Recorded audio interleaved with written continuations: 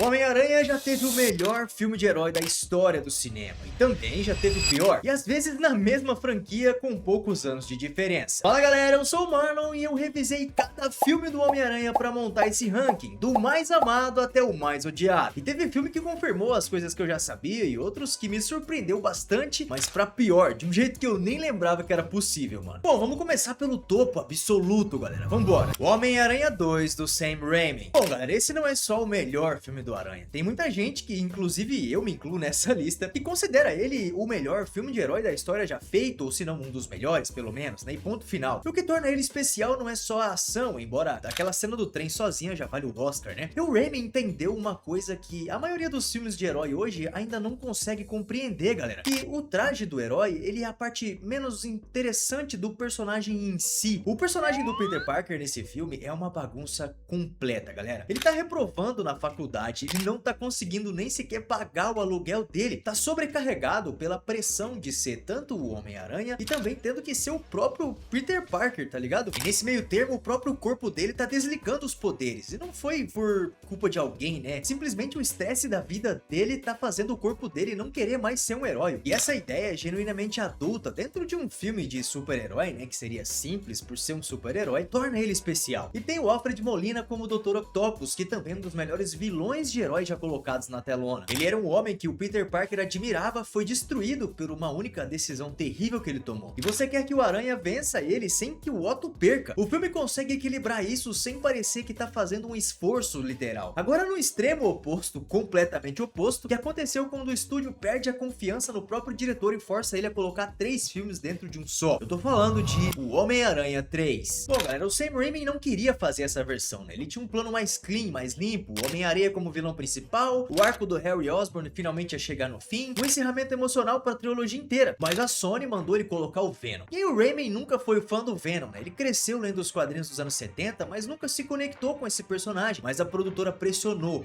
e o Venom tinha que entrar. Junto com o Venom veio o traje preto, e junto com o traje veio aquela sequência do Peter Parker emo, um momento que, tipo, cimentou esse filme como uma piada eterna na internet. Tobey Maguire com um delineador ali, meio preto, apontando pra mulherada na rua, dançando em boate de jazz. Era pra mostrar o lado sombrio do Peter emergindo, mas mostrou a ideia de que esse lado sombrio pra ele era um personagem que simplesmente ia ficar constrangedor. E o Topher Grace, que foi escalado como Ed Brock, que os fãs esperavam que fosse o Venom de verdade, ficaram arrasados, né? O personagem aparece em menos de 30 minutos de tela num filme que tem mais de 2 horas e meia. São 3 vilões, 2 triângulos amorosos e uma origem reescrita. O próprio Raimi admitiu publicamente depois que esse foi o capítulo mais fraco da história dele. A lição foi aprendida, né? Cozinheiro demais estraga o simbionte. Agora tem um filme que não precisou de interferência corporativa para ser uma bagunça, porque ele chegou animado, ousado e completamente extraordinário, no sentido oposto do que foi o Homem-Aranha 3. O Homem-Aranha no Aranhaverso. A Sony Animation não tinha reputação no cinema de animação, né? E mesmo assim entregou que muita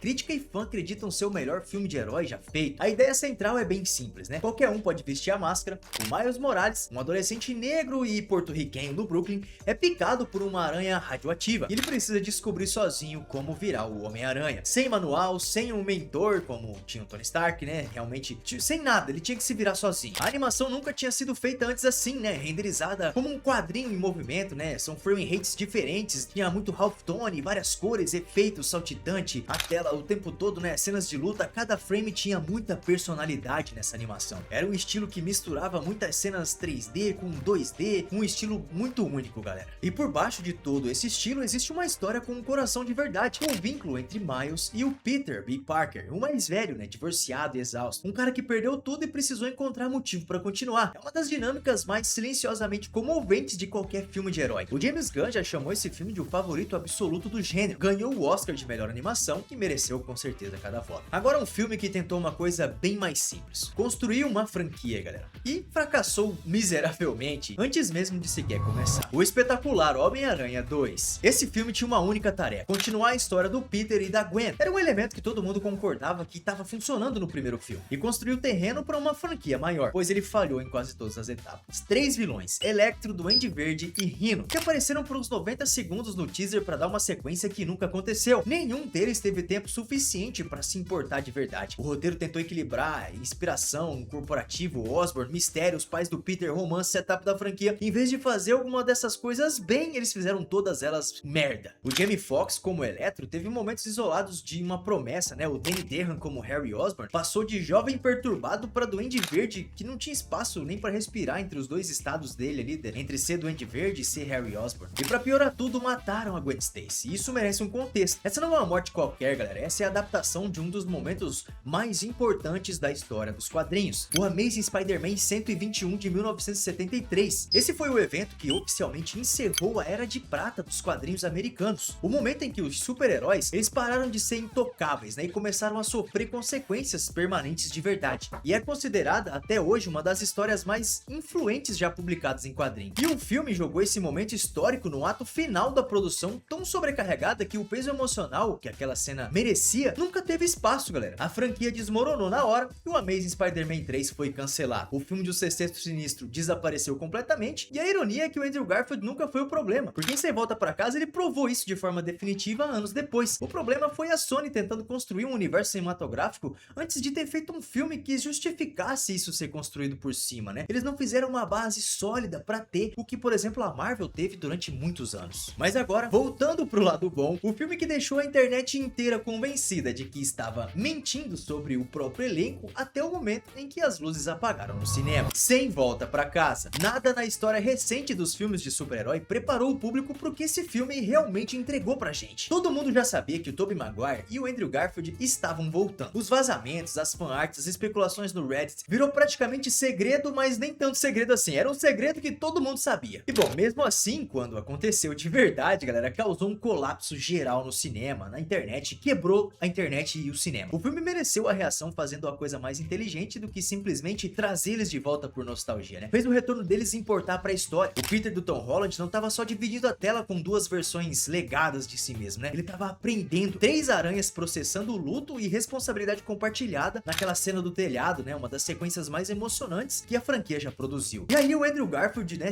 teve a sua redenção salvando a MJ, que ele não conseguiu fazer pela Gwen, ele fez pela MJ, ele teve a sua redenção. O público sabia que precisava ver aquilo. E Sem Volta Pra Casa provou que um fanservice feito direito é genuinamente poderoso. Agora é mais uma história de advertência do que se prova o que acontece, né, quando um estúdio acha que um nome famoso sozinho carrega um filme sem história nenhuma por trás. Vamos falar de Morbius. O filme do Morbius não ficou famoso por ser bom, né, galera? Ele ficou famoso porque era tão ruim que a internet inteira transformou ele em uma piada compartilhada. E a piada sobreviveu mais tempo do que o próprio filme, galera. O Jared Leto interpreta o Michael Morbius, né, que é um cientista que experimenta em si mesmo virar um vampiro vivo. É um conceito que até funcionaria, galera, mas as notas refletem outra coisa. 15% no Rotten Tomatoes. A Rolling Stone chamou o filme de o mais anêmico que a Marvel já fez. Mas aí, aconteceu uma coisa bem estranha. Quando o filme chegou no streaming, a internet abraçou ele de forma bem irônica, né? Memes afirmavam que tinha faturado bilhões e ganhando 203% no Rotten Tomatoes. Números completamente inventados. A frase It's Morbin Time, que é o que o personagem nunca falou de verdade no filme, virou um dos memes mais compartilhados em 2022. E a Sony, aparentemente sem entender nada, relançou os filmes no cinema, baseado nesse tráfego de meme, e fracassou mais uma vez. Você sabe que vai ser ruim quando o filme de vampiro não consegue nem mostrar sangue de verdade, galera. E por último, o caso que transformou o Mobius, né, pasmem, numa lembrança nostálgica em comparação a ele, eu tô falando de Madame Teia. Bom, galera, esse desastre abriu o cinema com 26 milhões de dólares no fim de semana do Dia dos Namorados em 2024. 13% de nota. A Dakota Johnson interpreta a Cassie Webb, uma paramédica que começa a ver o futuro e também envolvendo ali 3 adolescentes que em algum dia se tornarão Mulheres-Aranha. A premissa até funcionaria em teoria bem teoria, mas a execução produziu o que a crítica chamou de o pior filme de super-herói desde o Morbius, o que ainda era uma memória bem recente quando esse filme foi lançado, tá? As falas viraram icônicas, né, pelos motivos errados, entregues com uma coisa assim, que tipo, os clipes espalharam pela internet em dias eram coisas bizarras. O vilão era completamente patético, os personagens não tinham razão real pra estar no mesmo filme, e de alguma forma, num filme construído inteiramente dentro do universo do Homem-Aranha, o público saiu se perguntando se o Homem-Aranha chegou a estar envolvido em algum momento nessa história. O próprio CEO da Sony admitiu depois que a franquia precisava de um repensar completo. A declaração dele saiu um pouco tarde, mas pelo menos ele reconheceu o erro. Quando você junta todos esses filmes, no quadro fica bem claro: o Homem-Aranha consegue produzir o melhor filme que o gênero já viu e o pior também. E às vezes essas duas coisas estão separadas por uma década apenas. Bom, galera, aproveita e comenta aqui embaixo qual o seu filme favorito do Homem-Aranha e se você concorda com o ranking que eu estabeleci aqui pra gente, né? Um ranking baseado em fontes da minha cabeça. cabeça. Aproveita, me segue nas redes sociais e não esquece de se inscrever aqui no canal, galera. Precisamos muito da sua inscrição, vamos chegar aí, vamos pôr a meta aí de tentar chegar nos 10 mil inscritos. Bom, galera, valeu e eu fui!